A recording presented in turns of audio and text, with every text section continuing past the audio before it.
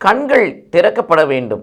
இது இயேசு கிறிஸ்துவுக்குள் பிரியமான என் சகோதர சகோதரிகளே, இந்த நிமிட நட்சத்திரக்கு இயேசுவின் நாமத்தில் நான் உங்களை அன்போடு அழைக்கிறேன். கண்கள் திறக்கப்பட வேண்டும்.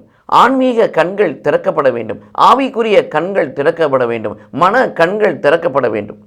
கண்கள் திறக்கப்பட்டபடியினாலே இயேசு வருகின்ற பொழுது இதோ கடவுளின் செம்மறி, இதோ உலகின் பாவங்களை போக்குகிறவர் என்று திருமுழுக்கு யோவானால் சொல்ல முடிந்தது.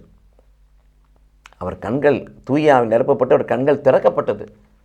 ஏன்னா சிறைச்சாலைக்குள் இருக்கின்ற பொழுது இவர் தான் வருகிறவரா இல்லை வேறு யாராவது வரணுமான்னு கேட்குறாரு. அப்போ அவங்க நிரப்பப்படல, முழு மனிதனாக இருந்தார். அவர் தூய ஆவினால் ஆட்கொள்ளப்பட்டு கண்கள் திறக்கப்பட்டபடினாலே இயேசுவை இந்த உலகத்துக்கு அடையாளம் காட்டினார். ஸ்தேவானுடைய கண்கள் திறக்கப்பட்டது. திருத்துதர் பணி 7ஆம் அதிகாரத்தில் வாசிக்கிறோம். ஸ்தேவானுடைய கண்கள் திறக்கப்பட்டபடினாலே வானம் திறந்திருப்பதையும் தந்தை அமர்ந்திருப்பதையும் தந்தையை வலது பக்கத்தில் இயேசு கிறிஸ்து நின்று கொண்டிருப்பதையும் பார்க்கிறேன் என்று சொன்னார். அவர் ஆவிக்குரிய கண்கள் திறக்கப்பட்டது.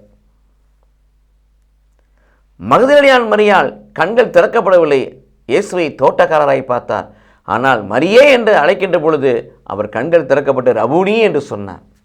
கண்கள் திறக்கப்பட்ட போது இயேசுவை பார்த்தார். எம்மாவோஸ் சீடர்கள் இயேசுவோடு நடந்தபோது அவரை வழிபோக்கனாய் பார்த்தார்கள். ஆனால் நற்கனியை பிடுகின்ற பொழுது அவருடைய கண்கள் திறக்கப்படுகின்ற பொழுது இயேசுவை இயேசுவாய் பார்த்தார்கள்.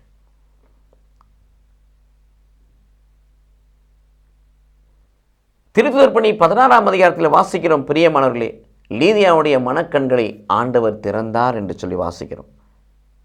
இந்த கண்கள்லாம் திறக்கப்படாமல் ஒருத்தன் அடைச்சி வச்சிருக்கான். 2 கொரிந்தியர் 4:4 வாசிப்பது போல விசுவாசமற்றுடைய கண்களை இந்த உலகத்தினுடைய அதிபதியாகிய பிசாசு குருடாக்கி வைத்திருக்கிறான். கடவுள் மீது யாருக்கு நம்பிக்கை இல்லையோ அவருடைய ஆவிக்குரிய கண்கள் மனக்கண்கள் மறைக்கப்பட்டிருக்கிறது, குருட்டாக்கம் செய்யப்பட்டிருக்கிறது. ஆனால் கடவுள் மீது மட்டும் யார் விசுவாச நம்பிக்கை கொண்டவர்களாய் வாழ்கிறார்களோ அவருடைய கண்கள் திறக்கப்படுகிறது.